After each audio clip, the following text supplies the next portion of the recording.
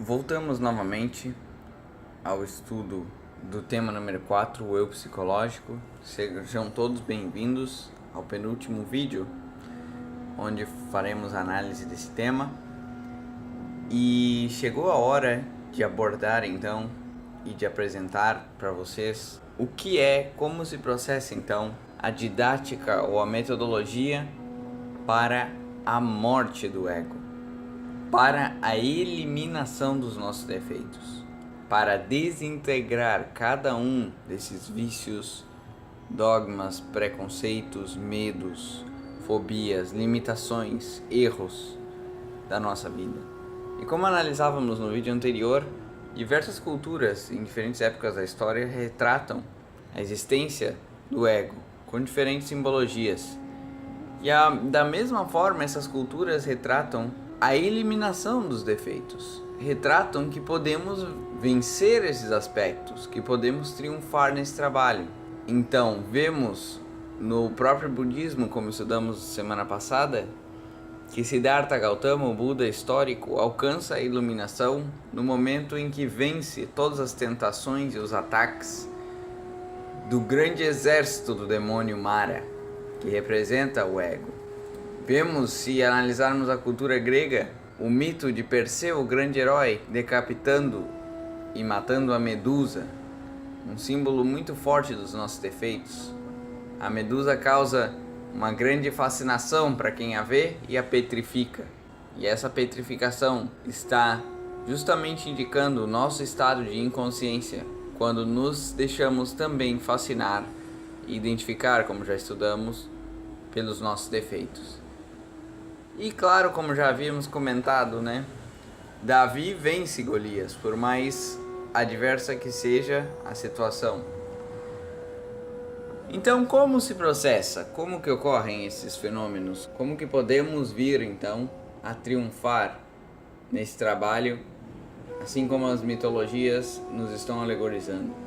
Então, nos entregam os mestres que a morte do ego se processa em 3 grandes passos. Vivendo e triunfando essas 3 etapas, qualquer pessoa é capaz, mediante um trabalho contínuo, de eliminar cada um desses defeitos, dessas debilidades que levamos ao nosso interior. O primeiro passo, já estamos nele, já viemos praticando ele desde as últimas aulas. O primeiro passo consiste na descoberta. É quando descobrimos o defeito que possuímos no nosso interior, através da autoobservação. Então, por isso comentávamos que a autoobservação vai sempre estar presente no nosso trabalho. Não há como escapar da única e mais poderosa ferramenta para a autodescoberta, para que encontremos dentro da nossa psique, dentro dos nossos pensamentos, das nossas ações e dos nossos sentimentos, cada um desses defeitos. E algo que nós devemos ter muito claramente é que os defeitos, através da nossa mente, como estudamos já em vídeos anteriores, atuam o tempo todo no nosso interior. Não apenas naquelas calamidades ou terríveis ações erradas que podemos cometer, mas eles estão o tempo todo moldando a nossa forma de pensar, de sentir, de agir.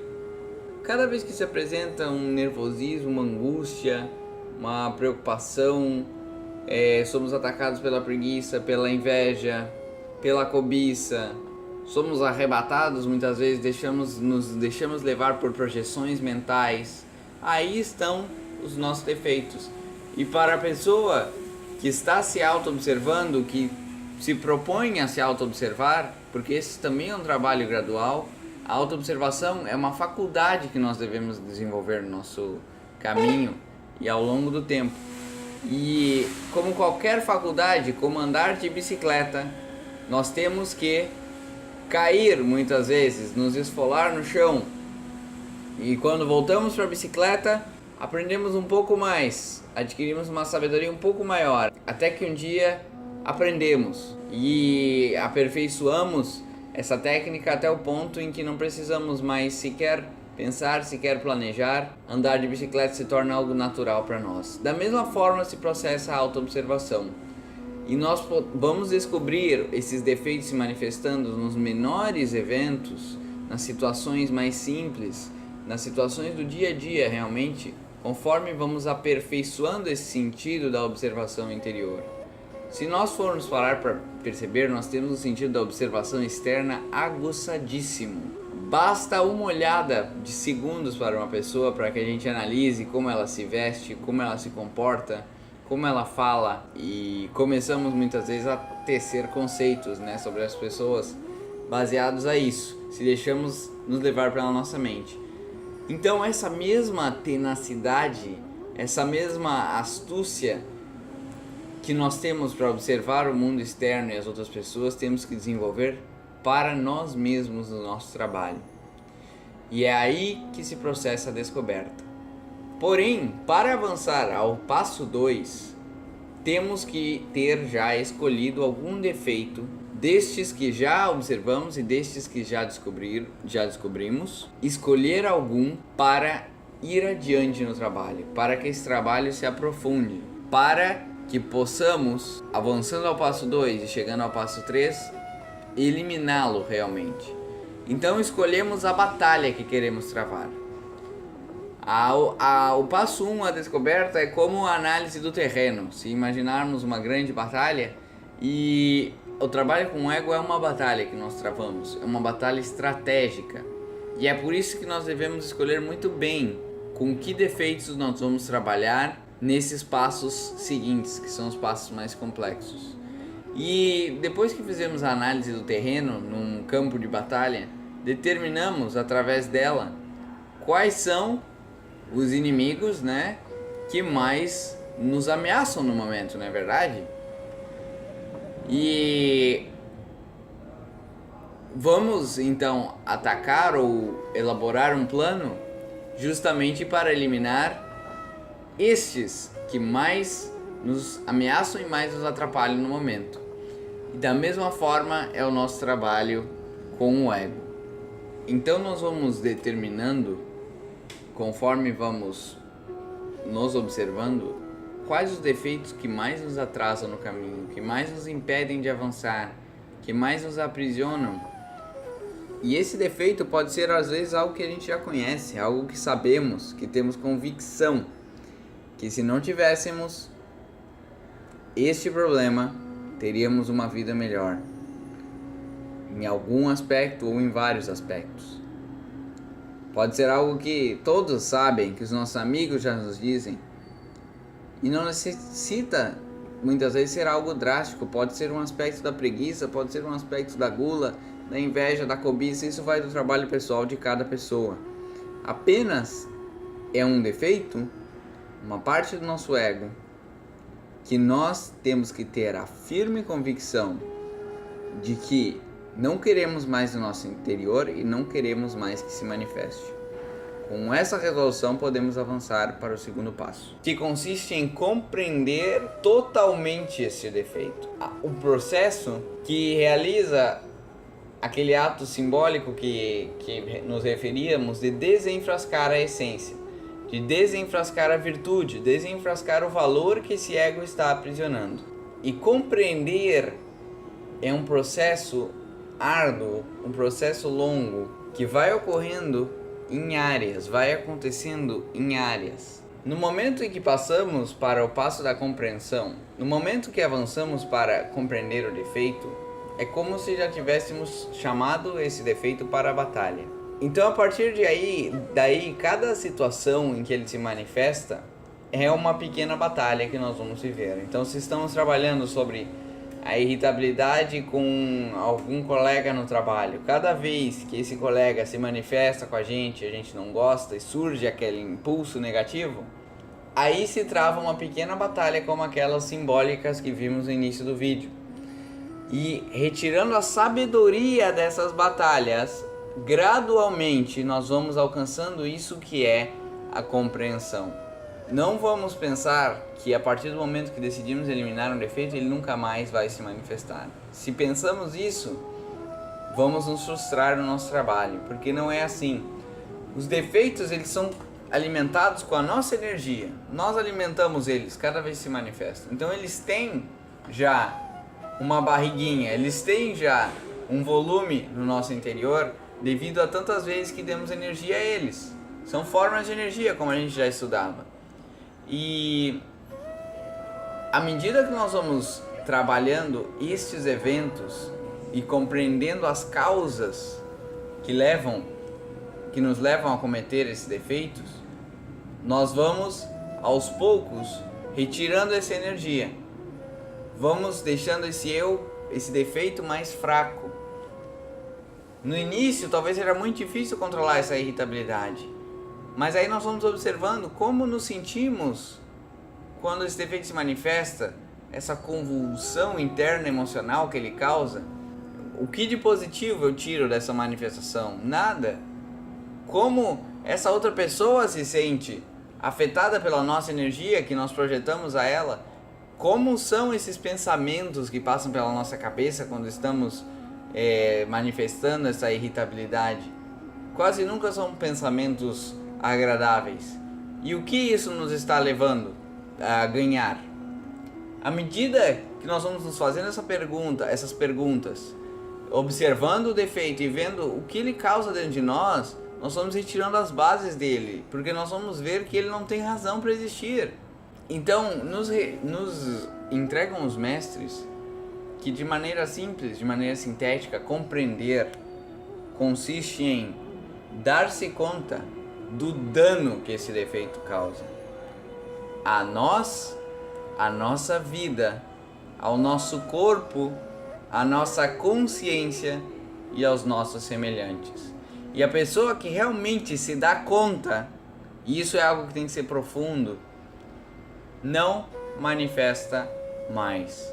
Se eu tenho um mau hábito, se eu fumo um cigarro e eu realmente me dou conta profundamente de todos os danos que fumar um cigarro causa, eu não fumarei mais. Se eu continuo fumando, é porque ainda falta algum nível de compreensão, ainda falta dar-se conta de algo. Em algum aspecto, esse defeito ainda tem uma mentira que ele conta que a gente acredita, que faz com que a gente caia no erro. Então a compreensão é uma batalha que nós travamos com o nosso defeito para retirar as suas bases, para entender as causas fundamentais e para entender como esse defeito nos atrapalha, como nada que ele produz dentro de nós é positivo, então ele não tem razão para existir. Então ele não tem razão para continuar sendo parte do nosso universo interior. E no momento em que se alcança essa compreensão profunda, aí ocorre esse fenômeno de libertar a essência enfrascada. Então, como a gente via no outro vídeo da borboletinha dentro do frasco de vidro, é o momento em que abrimos a tampa e a borboleta sai.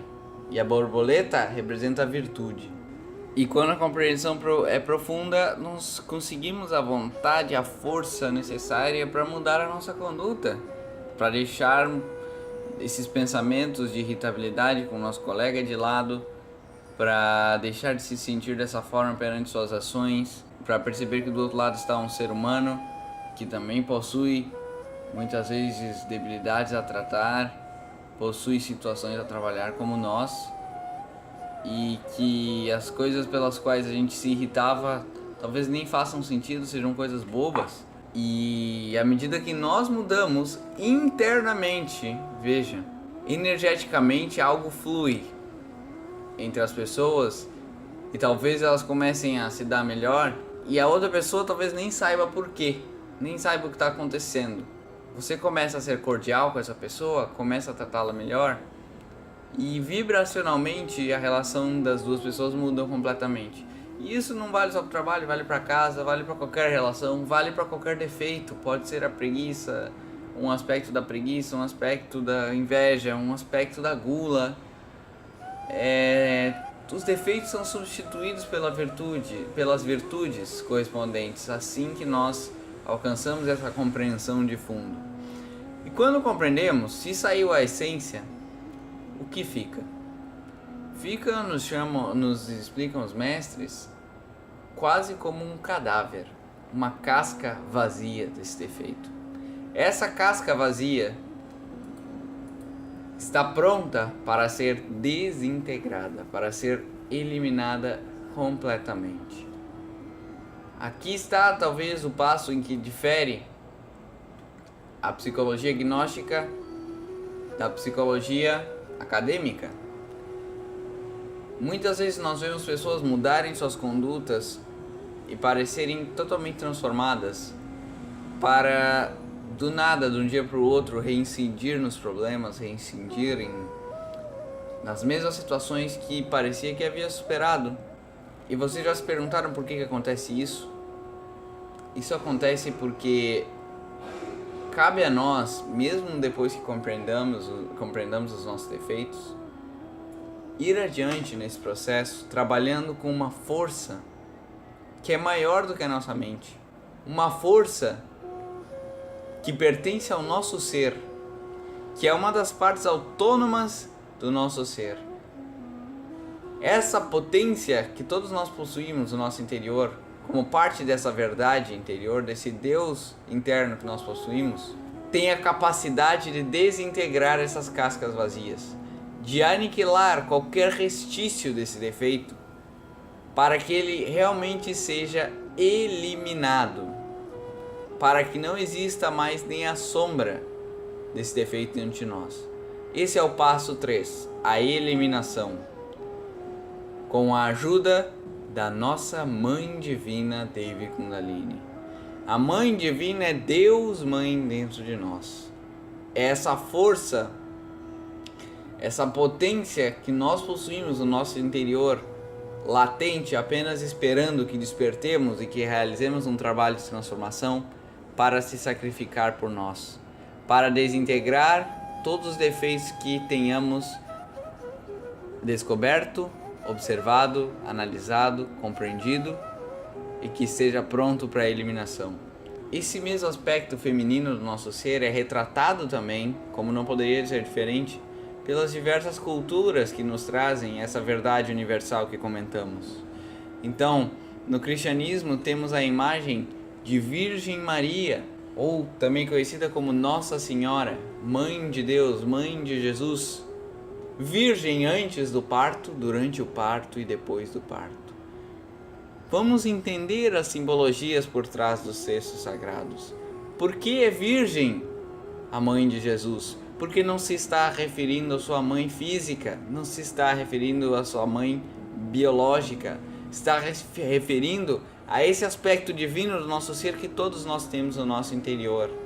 Retratado também no Egito Antigo como Ísis, a esposa de Osíris. Osíris é o nosso ser, representa o nosso ser nessas 3 forças primárias que a gente comentou, essa tríade do Egito: Osíris, Ísis e Horus.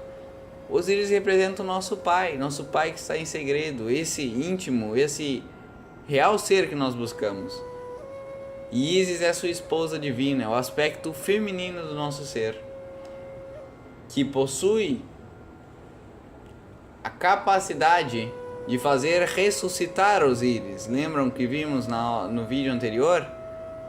Ísis ressuscita Osíris no mito egípcio com seus mágicos poderes. Esses mágicos poderes estão dentro de nós, e é essa força de Deus Mãe dentro de nós que é capaz de fazer ressuscitar as nossas virtudes, ressuscitar o contato que perdemos com o nosso real ser. Retratada também como Atenas na cultura grega, e também, claro, a deusa Parvati, um dos aspectos de Mahadevi, o poder feminino absoluto no hinduísmo.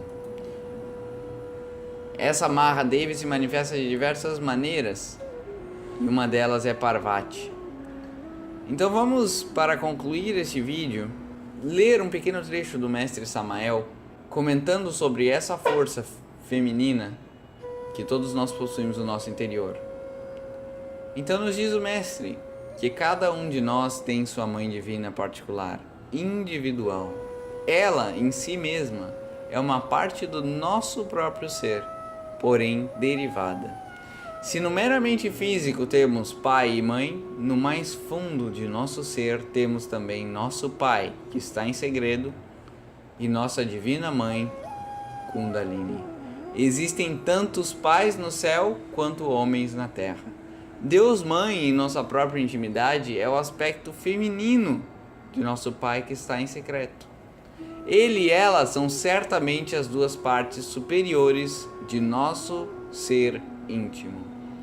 Ela elimina os elementos indesejáveis que levamos em nosso interior, sob a condição de um trabalho contínuo sobre nós mesmos.